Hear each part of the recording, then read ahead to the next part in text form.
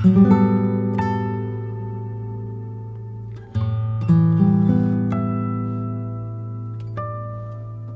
Stephen. Hi, Shokai. Thank you for joining our podcast, Voice. It's a great pleasure. And even I'm, having a conversation with you in person in your home. So. Well, this is a great opportunity. It's live, in setting, and it's lovely to have you at our home. So everyone wins. Thank you so much. So let me start this conversation with this question. When it comes to ancestors, what do you imagine? So I use the word ancestor in a broader meaning. So you could imagine your family ancestor, but also the Buddha, for example, could be your very, very great, good ancestor for you, right? So, who is or who are the important ancestors in you? Okay. Well, I'll give you two answers. One from my own family background, and the other from my experience of spending many years as a Buddhist, as training in Buddhism. The family ancestor who I feel closest to, and who has been probably the greatest influence amongst all my ancestors, is a man called Leonard Krask. Leonard Krask. Leonard Krask was the brother of my grandfather on my mother's side. So he was my great uncle. And as I grew up in outside London, we lived in a village and we had a nice garden. And in the middle of the garden, there was a statue about a meter high of a young woman naked dancing. And this was told, I was told from a very young age, probably from the age of 5 or 6, that this was made by your great uncle Leonard. Oh, so he was an artist. He was an artist. And he was also the black sheep of the family. He was black sheep means somebody who's not looked upon very well. Someone who somehow has broken with the norms of our family and gone off and done his own thing. He was born in London. He was raised as quite a successful business family. He was very intelligent. He was training to become a doctor at one of the biggest hospitals in London. He was also very active as in the amateur theatre world, the art world. And he was going to be a doctor. He was going to really make his mark as a professional within this family. And yet, in 1912, he abandoned everything, including his wife, and he went to New York. And then he began working in early black and white films as an actor in New York. And then he continued in America for the rest of his life, and he worked primarily as a sculptor and a photographer. So sounds like a midlife crisis. Yes, well, I think it's difficult to know exactly why he did that. I think it's possible that he was homosexual. I think he was gay. That's my sense. This is the man. The picture on the wall. And the picture on the wall above that is Leonard Krask with his brother, my grandfather, with my mother and my aunt. My mother is just a newborn baby in that picture there. So but I didn't really know much about him because the family didn't speak about him.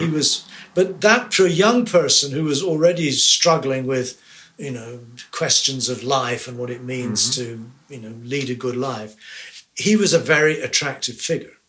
Partly because he was marginalized and rejected. So when many years later, this would have been in the early 1990s, we were first able to do Google searches. And the first thing I did on a Google search was write Leonard Crash. In other words, searching for my ancestors, basically. And the Google search came up with lots of fish restaurants in a town called Gloucester in Massachusetts, just north of Boston on the coast. And the reason the fish restaurants came up was because they referenced a sculpture that Leonard had made called the Fisherman's Memorial. It's the emblem of the city of Gloucester. It's a large statue. It's his most famous work. And so suddenly I discovered that this obscure figure was actually quite a well-established and famous artist living in the United States. He died 3 years before, and I then learned he died 3 years before I was born. So maybe I'm a reincarnation of Leonard Crash, I don't know. But and I've been following this. And then I started going into archives in America to try to find out who he was. Anyway, to cut a long story short, about 2 or 3 years ago, I was contacted by a writer in America who was also interested in Leonard Crash. I see. Because Gloucester was going to celebrate its 400th anniversary, and his statue was there for the 300th anniversary in 1925, which is nearly 100 years ago. And so through this fellow who's doing this research, I found out even more about him, because the research you can do now to track people down is amazing. So in the last few months even, in fact, if you go to our living room, you'll see a painting of a lotus flower. That was also done by him. I bought this just recently. It came up on auction. So without going into too much detail, to me this is a very good illustration of the idea of a good ancestor. This is a figure from my own family who I think in many ways was the inspiration or opened up the sense that you didn't have to live a conventional life. You didn't have to just go along with what your parents wanted you to do. You didn't have to, be worried about having a pension and fulfilling all of these bourgeois criteria. You could break out of all that. So you are empowered. I'm empowered. So to me, a good ancestor is the ancestor who empowers you. In my case, as a child. And even up to now, today, I feel that I'm somehow walking in his footsteps, that he opened up a path that both myself and my brother followed. David, my brother, is in fact an artist. I see. So that's, to me, my best example of a good ancestor, and someone I think about a great deal. As you can see if you go to the living room, you'll see his work all over the place. So that's one example. The other example I would like to share with you is my Tibetan Buddhist teacher, Geshe Rabten, whom I met when I was in my early 20s, when I was in India. He lived in Dharamsala. He was a philosophical advisor to the Dalai Lama. He was a very well accomplished monk in the Gelug school. He was very good in philosophy and all of these kinds of subjects. But more than anything else, he was a man who embodied what he taught, what he stood for. There was something about Geshe Rabten that somehow gave me the confidence that the path of Buddhism was not just some nice idea, but it actually could become embodied in a human life in such a way that life somehow stood out as having particular value and embodying wisdom, embodying compassion. And as I got to know Geshe Rabten, again, I found a similar story, that he too, he was born in a farming family in eastern Tibet, what is now part of Sichuan in China, long way away from Lhasa and central Tibet. And he was the eldest son of the family, and he was expected to take on the family farm, you see. But he didn't want to do that. He wanted to become a monk. So he ran away from home at the age of 18, the same age as I went to India. But he didn't just take buses to India. He had to walk 1,000 miles across the whole of Tibet to get to a monastery in Lhasa, his Sera monastery. And his family cut him off. They didn't support him in this. He had to undergo enormous hardships. He was starved. He suffered from malnutrition, which then became diabetes when he was older. He suffered enormously in order that he could commit himself to what he really, truly valued in life. And when the Chinese took over Tibet, and there was an uprising, and all the Chinese started then basically using the military to suppress the Tibetans, Geshe Rabten, like many others, basically picked up a book, a bowl of food, and he walked out to India over the Himalayas. Now, I became quite close to Geshe Rabten. I became his interpreter. I lived in the same small monastic community we had in Switzerland. And he's the person in many ways who embodies what Buddhism can be as a way of life, as something that can be integrated. And as with Leonard Krask, now you have introduced this idea, he lived a life that empowered me. It was an empowering life, not so much through what he said, but through who he was and what he had done. It stood as a model for how one might live. He was very conservative in terms of Buddhism. He wasn't at all comfortable with the sort of ideas that I would now be spreading far and wide. But he was very traditional in that way. But that didn't matter. The point was really that he embodied something that I sought to emulate, even though the end result is quite different. I mean, I don't follow that form of Buddhism any longer. But nonetheless, his life still stands for me in my heart, really, as something that I too would seek to live up to. So that would be my second example of a good ancestor. Wow. So now I see that you have been surrounded by a great ancestors, even though you wrote about solitude. So you appreciate the value of solitude, but you are not alone, right? No, not at all. And it's, I mean, I would not probably have been thought along these lines if you hadn't brought up the question, and particularly hadn't, introduced me to the idea of Roman Krishnarek's good ancestor, which I think is a wonderful idea. But it makes sense of a lot of my own life. And it makes me aware that I do think a lot about the past. I've chosen these two examples because these were men who were, although I never knew my great uncle, these were people who lived in our time, who had to face many of the same challenges that we do today. They're not remote historical figures like the Buddha or Shantideva or Linji or Shinran, who are empowering in a way, but they're somehow too far away from my immediate experience. I can sense a great deal of respect. I can be very moved by what they've said and what they've done and their lives, but there's this very little actual, connection.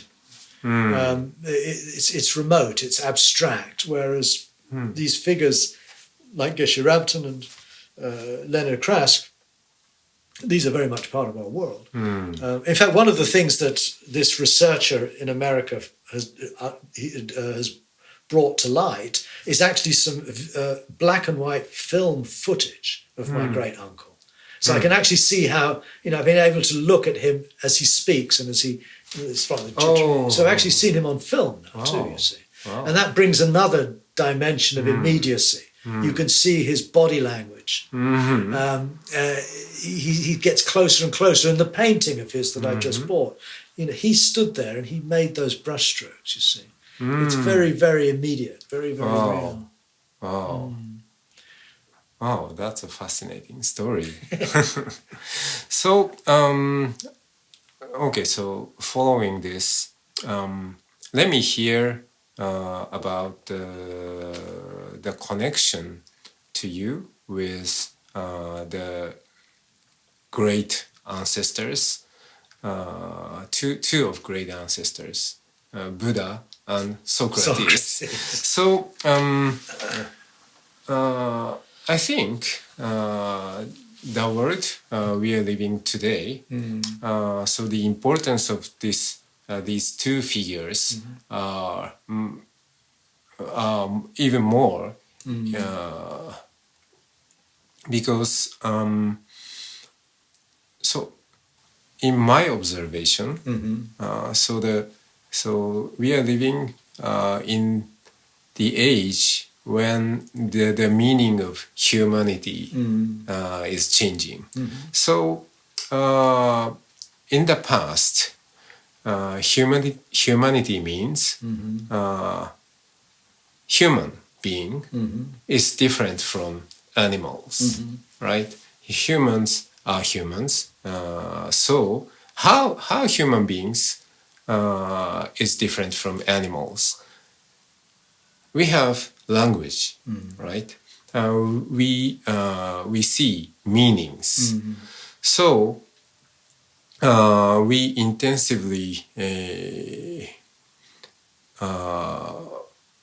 have been working on creating new ideas and languages, and finally, thanks to the advancement of development of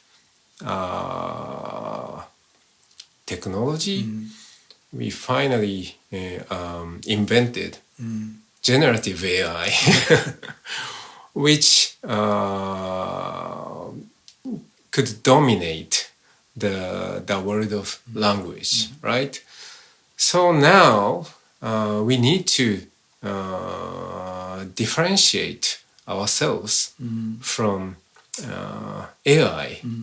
And now, I in my observation, the meaning of humanity is becoming like this.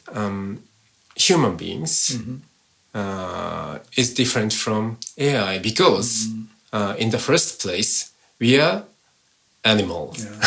So the meaning of humanity is completely different from the past. So like animals, we speak and listen to each other by voice, which is the title of this podcast, right? So and Buddha and Socrates were not a man of writing, but a man of speaking and listening, right? So, in this age, how do you see these figures? And so let us know about your new book as well. Okay. So, with this question. Okay.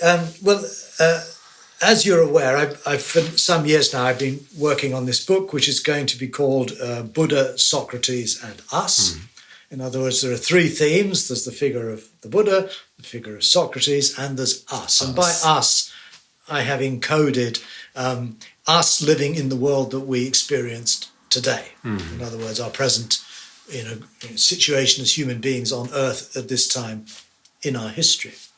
And what I'm looking for, I think, is to see what these great ancestors of the past, Socrates and the Buddha, have to say to this condition. What, or do they have to say anything to this condition? I mean, I think we have to be honest. Maybe their time is over. Maybe that we need to move on. And why do we, want to remain sort of embedded in the past when, if you lived in the 5th century BC, what could you possibly have to say to, generative AI, for example? And it's a good question. I think it's one that we have to be careful of. My concern is that we abandon the past at our peril. It's all very well to say, we can get rid of all of these people. They're all gone. It's a different world. But I think that our present moment, our present culture, our present humanity is profoundly informed by the figures and the traditions that go back hundreds of years before our birth. But because they're gone, and because they only exist in books and so on, we somehow don't really think of them as living things. Whereas what I find in engaging with a figure like the Buddha, who I'm going to call Gautama rather than the Buddha, and a figure like Socrates, is that although they are only available to us now in records, nonetheless, if you pay attention to what they're reported to have said, and again, as you correctly say, they didn't write anything down, so you can't read their words. You can only get other people's memories of their words, which we know to be unreliable. People are not recording machines. They remember what they think of as valuable to them.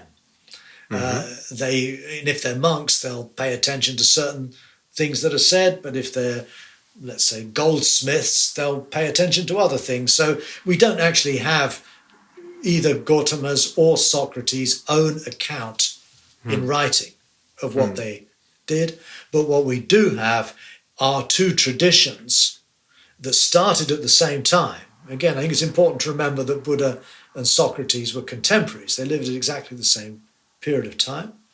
And they, in their respective cultures, that of Asia on the one hand, of Europe on the other, they then generated traditions, bodies of thought and practice that underwent much, much further change, obviously, but are nonetheless coherent and founded within the traditions, the ways of thinking and behaving that they embodied and they shared with their different followers. And what brings the two of them very much together, I feel, is that rather than speculate about the nature of reality, and we find this very clearly in Socrates, we find it very clearly in the Buddha, who refuses to answer questions of a metaphysical nature. Socrates, although as a younger man he had studied natural philosophy and so on, he abandons it all. And he says the only thing worth thinking about is how to live a good life. And I would argue that that is also at the heart of what the Buddha was teaching.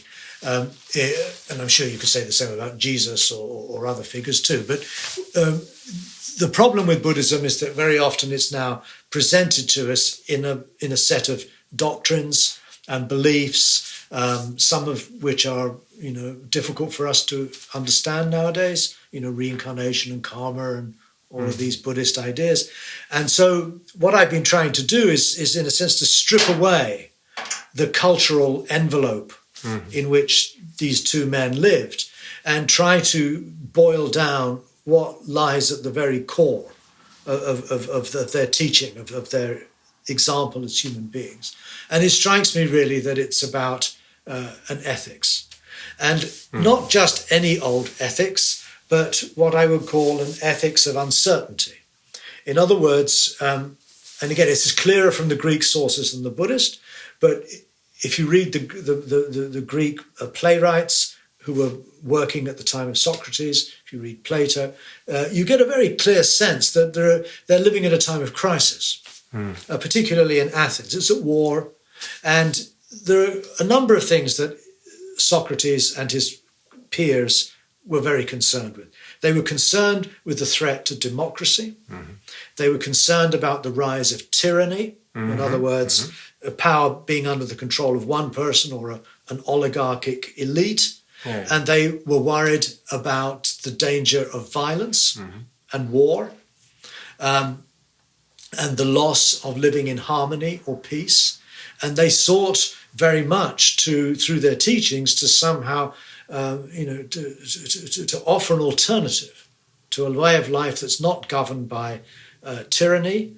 It's not dictated by the use of violence and force, and it is focused primarily upon how you live with yourself and how you live with other people who are just like yourself. In other words, ethics. But because both the Buddha and Socrates had abandoned metaphysics, they couldn't, think of what is good as what accords with the will of God, let's say, or what is,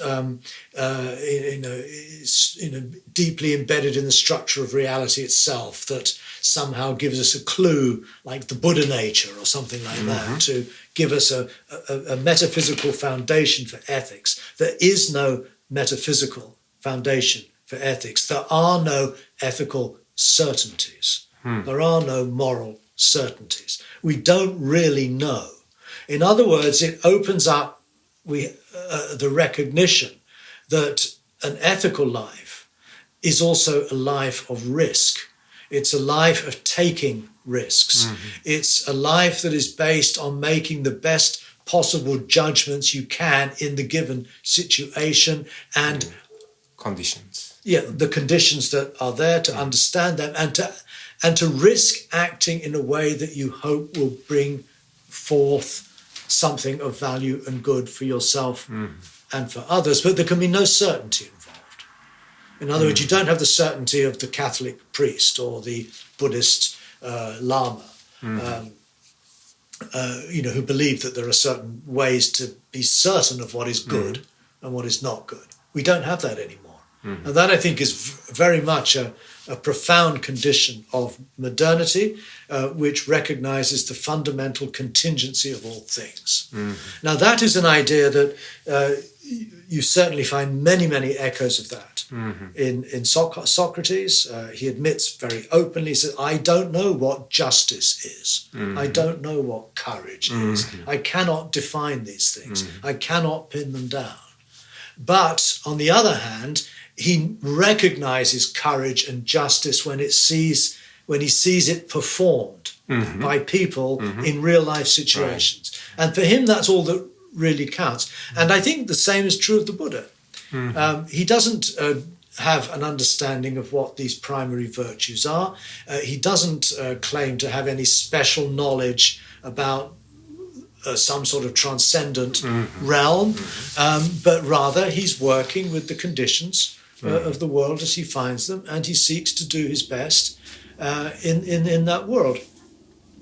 So once you start to see the Buddha and Socrates in that kind of light, then you begin to realize that actually they share a great deal. And in finding that common ground between the Buddha and Socrates, you realize that you're finding a common ground between East and West, between two very different hemispheres of the world. And that, I think, is, as we move into a more global culture, where we're no longer, you're from Japan, I'm from England, we understand each other very easily. We belong to the same world. We probably have more in common, you from Japan, me from England, than, let's say, your neighbours in Kyoto and you, and my neighbours here in this village in France and me. So in other words, we know our sense of belonging, social belonging, political belonging, philosophical belonging, are no longer defined by our physical environment, the country in which we're born, but they're things that now extend across the web of the world itself. And so what we're looking for, I think, is an ethics that is able to encompass the global situation rather than cultural or political or geographic situations in particular, and to look for such a kind of global ethic, then I think we cannot rely upon the ethics of our specific traditions. I don't think Buddhist ethics is going to solve the problem any more than I think Greek or Christian or Islamic ethics is going to solve the problem. We need to find something that's able to encompass them both. Right. So in this polarized world, we need to find a good way to establish ad hoc ethics. When ad hoc ethics when we meet a stranger. Yeah. Right. So so in these encounters, we may not. Both parties may not share common values, but we cannot avoid living on this tiny planet, right? So we need to manage to live together with others. So for Socrates and Buddha, so living a better life means living a better life with others. Yes, right? absolutely. And in your idea of secular Buddhism, you emphasize this on the importance of living others, right? So the Buddhism tend to be recognized as a inner looking religious idea in isolation, but it's not, right?